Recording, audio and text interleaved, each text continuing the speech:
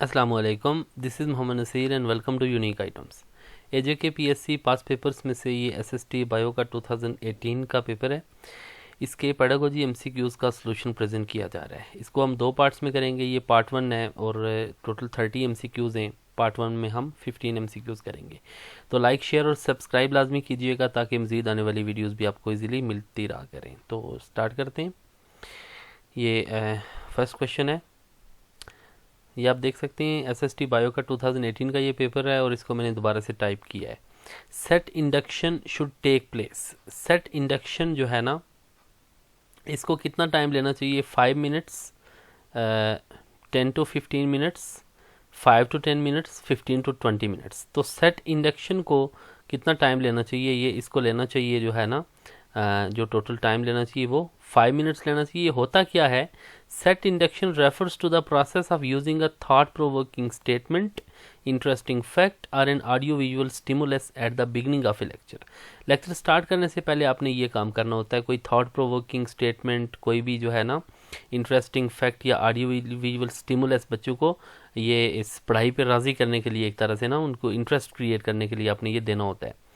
Students attention and give an overview about the lecture और topic, उसके बारे में आपने एक ओवरव्यू देना होता है। तो ये set induction should take place 5 minutes. तो नेक्स्ट है कि teaching skill is the. Teaching skill क्या है? Art, habit, perfectness, aptitude. तो टीचिंग स्किल बेसिकली क्या है? This is an art. तो एप्टीट्यूड क्या होता है? आपका एक मिलान तबीयत का जो रुझान होता है ना, तो वो आपका एप्टीट्यूड होता है। बेसिकली एप्टीट्यूड में भी फिजिकल और mental. Aptitude is an inborn potential to do certain kind of work whether developed or undeveloped. अब बात यह है कि जैसे आर्मी में जाते हैं ना, आपका एप्टीट्यूड टेस्ट लिया जाता है। किसी भी डिपार्टमेंट का एप्टीट्यूड, आपकी तबीयत उसके हवाले से है या नहीं है ना, आप उसको मैच कर रहे हैं या नहीं, आपकी तबीयत उसको मैच करती है, ये एप्टीट्यूड टेस्ट होता है। तो टीचिंग स्किल क्या है? ये आर्ट है। One sentence summary is a form of. One sentence summary क्या होती है? Basically teacher evaluation, formative evaluation, student evaluation, summative evaluation. Basically evaluation की टाइप्स जो होती हैं ना, मोस्टली जो यूज़ होती हैं फॉर्मेटिव, समेटिव, डायग्नोस्टिक, इस तरह से ना। तो ये जो वन सेंटेंस समरी है ना, आप पढ़ाने के बाद उनको कहते हैं ना बच्चों को कि वन सेंटेंस आपने समरी देनी है, ठीक है।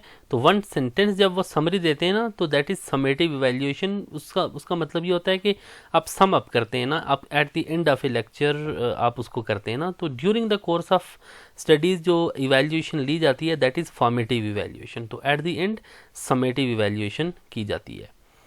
नेक्स्ट है कि intelligence is a composite of 9 distinct primary mental abilities was suggested by.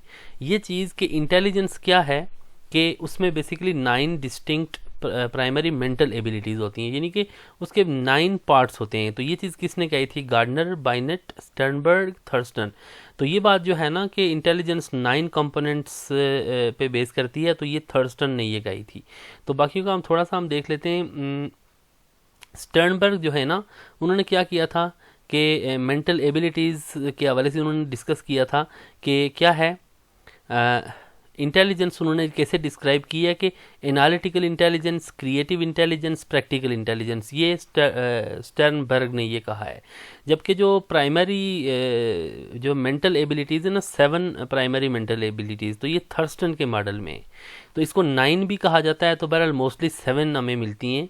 तो ये वाली है ना, जिसमें आप देख सकते हैं कि verbal comprehension, word fluency, number facility, spatial visualization, associative memory, perceptual speed और रीजनिंग, ये जो है ना मोस्टली डिस्कस की जाती हैं। तो अल्फ्रेड बाइनेट ने, आपको पता है कि ये फर्स्ट इंटेलिजेंस टेस्ट उन्होंने डेवलप किया था। ये फ्रेंच एक साइकोलॉजिस्ट हैं। जबकि लीविस स्टर्मन ने उसको स्टैंडर्डाइज किया था, उसको और रिवाइज करके उसको जो है ना एक स्टैंडर्ड टेस्ट में कन्वर्ट किया था उसको। जबकि गार्डनर ने क्या किया था, इन्होंने थ्योरी ऑफ मल्टीपल इंटेलिजेंस दी थी।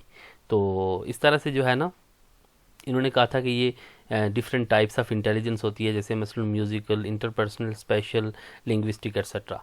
तो वो जो 9 डिस्टिंक्ट प्राइमरी मेंटल एबिलिटीज़ हैं, तो वो हमने देखा कि किसने दी है, that is given by Thurston.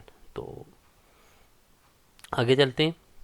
N intelligence test that predicts how well you will do in colleges. ऐसा इंटेलिजेंस टेस्ट जो ये प्रिडिक्ट करता है कि आप कॉलेज में कैसा काम करेंगे, तो वो क्या होता है, adjustment test, aptitude test, anxiety test, achievement test. तो आपका ये प्रिडिक्शन जो होती है ना, कोई भी आप जॉब जब ज्वाइन करते हैं उससे पहले आप एक जो टेस्ट देते हैं ना, दैट इज़ आपका एप्टीट्यूड टेस्ट होता है वो, कि आप कॉलेज में आप कैसा परफॉर्म करेंगे, यही चीज़ एप्टीट्यूड होती है, आपका बेसिकली रुझान होता है ना। तो ये क्या है, एप्टीट्यूड टेस्ट। तो अचीवमेंट टेस्ट तो होता है ना आपकी जो डिवेल्प्ड स्किल्स या नॉलेज होता है ना, उसका टेस्ट होता है अचीवमेंट टेस्ट। जैसे मसलन आप एक ग्रेड से दूसरे ग्रेड में जाते हैं ना, एक क्लास से दूसरी क्लास में, तो वो आपका अचीवमेंट टेस्ट होता है। तो एप्टीट्यूड टेस्ट क्या है, determine an individual's propensity to succeed in a given activity, यानी कि वो पहले आप देखते हैं कि किसी खास एक्टिविटी में वो बंदा सक्सीड हो सकता है कि नहीं, सक्सेस वो ले सकता है, यानी ये एप्टीट्यूड होता है, ये आप अज्यूम करते हैं उस हवाले से। स्ट्रेंथ्स और वीकनेसेस आपकी चेक हो जाती हैं। तो नेक्स्ट है कि examinations given at the end of a course to see how much you have learned or. ऐसे एग्जामिनेशन जो कि at the end of course दिए जाते हैं ना, वो anxiety test, achievement, aptitude, adjustment. तो ये आपके जो है ना at the end of a course जो है ना ग्रेड, वो आपके अचीवमेंट टेस्ट होते हैं। ये डिवेल्प्ड स्किल्स का टेस्ट होता है बेसिकली। तो which term is not type of remembering, remembering की कौन सी टाइप नहीं है, रिकॉल, रिडंडेंसी, रिकॉग्निशन, रीलर्निंग। इसमें सब में आपकी क्या होती है, रिमेम्बरिंग होती है, सिर्फ रिडंडेंसी को छोड़ के। बाकी देखें ना रिमेम्बरिंग के मीनिंग्स में, रिडंडेंसी का मतलब क्या होता है कि state of being not or no longer needed, यानी जिस चीज़ की ज़रूरत नहीं होती, वो रिडंडेंसी के मीनिंग्स हैं ये बेसिकली, ठीक है। तो ये आपकी टाइप है नहीं होती। तो यहाँ पे आंसर क्या आ जाएगा, आंसर आपका बी आ जाएगा, रिडंडेंसी।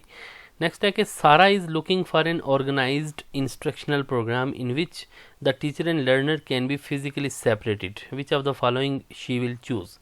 सारा एक ऐसा इंस्ट्रक्शनल प्रोग्राम देखने जा रही है जिसमें कि लर्नर और टीचर फिजिकली सेपरेटेड होंगे। तो वो distance education, web quizzes, uniform resource locator, computer based instruction, कौन सी होती है ये। तो यहाँ पे सारा क्या करने जा रही है कि लर्नर और टीचर अलग अलग होंगे, वो फिजिकली क्या होंगे, सेपरेटेड होंगे। तो वो डेफिनेटली क्या होगी, that will be distance education. Distance education, इनको हम थोड़ा थोड़ा देख लेते हैं। वेब क्विज़ क्या होता है, inquiry oriented lesson format in which most or all the information that learners work with comes from the web। ये वेबसाइट से आती है, ये कंप्यूटर प्रोग्राम से आती है, ये वेब क्विज़्स हैं, ठीक है। तो यूनिफॉर्म रिसोर्स लोकेटर, यूआरएल, ये वेब एड्रेस होता है बेसिकली। और कंप्यूटर बेस्ड इंस्ट्रक्शन, अब जब कंप्यूटर के थ्रू जो है ना वो आप इंस्ट्रक्शनल प्रोग्राम आप करते हैं यूजिंग कंप्यूटर टेक्नोलॉजी। जबकि जो डिस्टेंस एजुकेशन होती है ना, वो उसमें मोस्टली कोरस्पॉन्डेंस के ज़रिए, ख़त किताबत के ज़रिए पढ़ाई होती है। और उसमें जो है ना क्या होता है, ऑनलाइन लर्निंग भी हो सकती है, लेकिन मोस्टली ये है कि फिज़िकली सेपरेटेड होते हैं, यानी कि टीचर और लर्नर। तो ये डिस्टेंस एजुकेशन होती है। जैसे अल्लामा इकबाल ओपन यूनिवर्सिटी की कोरस्पॉन्डेंस के थ्रू जो एजुकेशन है। You were asked to evaluate the effectiveness of an instructional program in high school science class, which of the following should you avoid. तो आप एक इंस्ट्रक्शनल प्रोग्राम क्या करने जा रहे हैं, इफेक्टिवनेस उसकी चेक करने जा रहे हैं। तो आपको क्या अवॉइड करना चाहिए, present problem which are relevant to learning objectives, allow learners to select different content materials, provide a cooperative learning atmosphere, provide a scoring system भी होना चाहिए, cooperative learning atmosphere भी होना चाहिए। तो present problems which are relevant to learning objectives, ये चीज़ भी होनी चाहिए। आप प्रॉब्लम्स प्रेजेंट करेंगे जो लर्निंग ऑब्जेक्टिव से रेलिवेंट हो। लेकिन देखें ना, allow learners to select different content material, different content material वो सिलेक्ट करेंगे तो फिर आप उसको इफेक्टिवनेस को, किसी भी इंस्ट्रक्शनल प्रोग्राम की इफेक्टिवनेस को आप प्रॉपरली चेक नहीं कर सकेंगे। तो यहाँ पे बी आंसर आ जाएगा। Conceptual skills are most important to which level of management, कौन से लेवल ऑफ मैनेजमेंट के लिए कंसेप्चुअल स्किल्स मोस्ट इंपॉर्टेंट है। First line managers, functional managers, middle managers, top managers. जो कंसेप्चुअल स्किल्स है ना, तो ये मोस्ट इंपॉर्टेंट है आपके टॉप मैनेजर्स के लिए। तो बाकी मैनेजर्स कौन से होते हैं, फर्स्ट लाइन या एंट्री लेवल मैनेजमेंट क्या होती है, on the line and in closest contact with the workers, ये सुपरवाइजर्स होते हैं फर्स्ट लाइन मैनेजर्स। ये बिल्कुल वर्कर्स के साथ जो है ना वो काम कर रहे होते हैं, यानी कि उनको देख रहे होते हैं। तो फंक्शनल मैनेजर भी क्या होता है एक ऐसा वो मैनेजर होता है जैसे मिसल किसी डिपार्टमेंट का जो हेड होता है, किसी ऑर्गेनाइजेशनल यूनिट, जैसे एक बैंक ब्रांच का जो मैनेजर है, ठीक है, तो या किसी स्कूल का प्रिंसिपल है, ये फंक्शनल मैनेजर्स होते हैं। जबकि टॉप लेवल मैनेजमेंट जो होती है ना, वो कंट्रोल और ओवरसी करती है ओवरऑल ऑर्गेनाइजेशन को। तो मिडिल मैनेजर्स जो होते हैं ना, वो एग्जीक्यूट करते हैं ऑर्गेनाइजेशनल प्लान्स और पॉलिसीज़ को, और ये क्या करते हैं कि एग्जीक्यूट करते हैं, उनको उन पे अमल दरामद ये करवाते हैं। तो ये लो लेवल और टॉप लेवल के दरमियान में ये क्या करते, कम्युनिकेट भी करते हैं, ये इंटरमीडियरी होते हैं ये basically. TQM refers to, TQM का मतलब क्या होता है, that is total quality management. ये मैनेजमेंट की एक टर्म है, तो ये आंसर होगा यहाँ पे।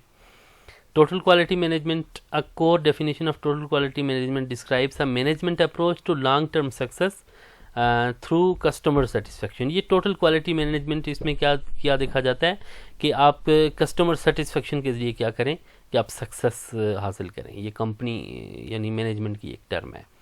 विच of the following point is one of the 3 reasons for effective classroom management.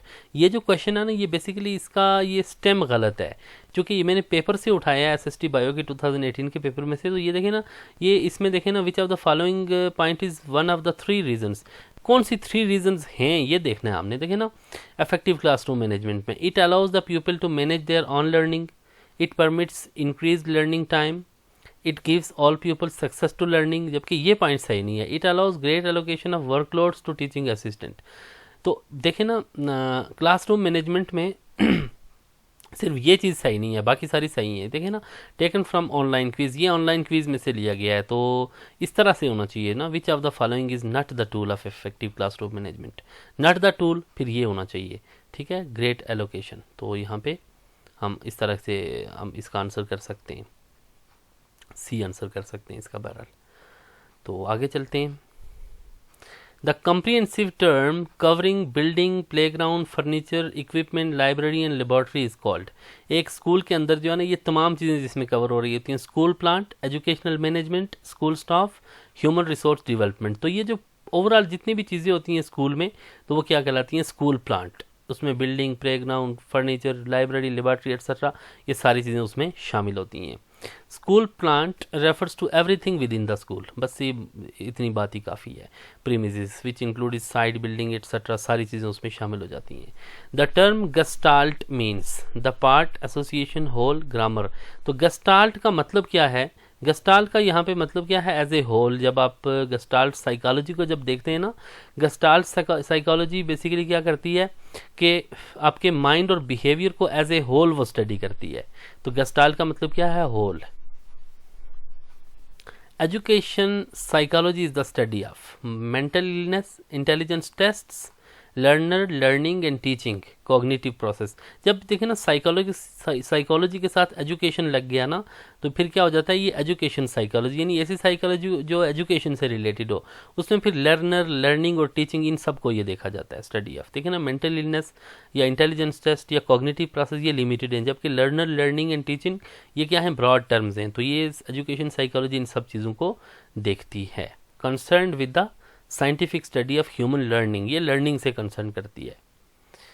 तो completing a task with 80% accuracy is equipment for success is the example of, यानी कि आप 80% सक्सेस के साथ कोई टास्क को कंप्लीट करें, तो ये किसकी एग्जांपल है, norm reference test, measurement, criterion reference test, none of the above. जब आपके पास एक क्राइटेरिया आ गया ना कि आपने किसी टास्क को 80% सक्सेस के साथ जो है ना उसको कंप्लीट करना है, तो आपका ये क्राइटेरियन रेफरेंस टेस्ट होगा। तो ये होते क्या हैं बेसिकली, नॉर्म रेफरेंस टेस्ट में क्या करते हैं आप, make comparison between individuals. Criterion reference में आप इंडिविजुअल्स के दरमियान में कंपैरिजन करते हैं, यानी एक ही क्लास के डिफरेंट जो स्टूडेंट्स हैं ना उनके दरमियान में आप कंपैरिजन करते हैं। जबकि क्राइटेरियन रेफरेंस टेस्ट में क्या करते हैं, measure a test takers performance compare to a specific set of standard और क्राइटेरिया, किसी खास स्टैंडर्ड या क्राइटेरिया से उसको क्या करते हैं आप मेजर करते हैं, उसको आप देखते हैं। तो ये थे कुछ MCQs जो मैंने SST बायो के 2018 के पेपर में से उठाए थे। होपफुली आपको इससे कुछ मज़ीद चीज़ें क्लियर हुई होंगी। इस तरह की मज़ीद वीडियोस का लिंक आपको राइट साइड पे नज़र आ रहा होगा। तो नेक्स्ट पार्ट में हम जो है ना तो 17 से ऑनवर्ड इसको हम मुकम्मल करेंगे। तो बहुत शुक्रिया, फिर मिलते हैं आपसे, तब तक के लिए अपना ख्याल रखें, अल्लाह हाफिज़।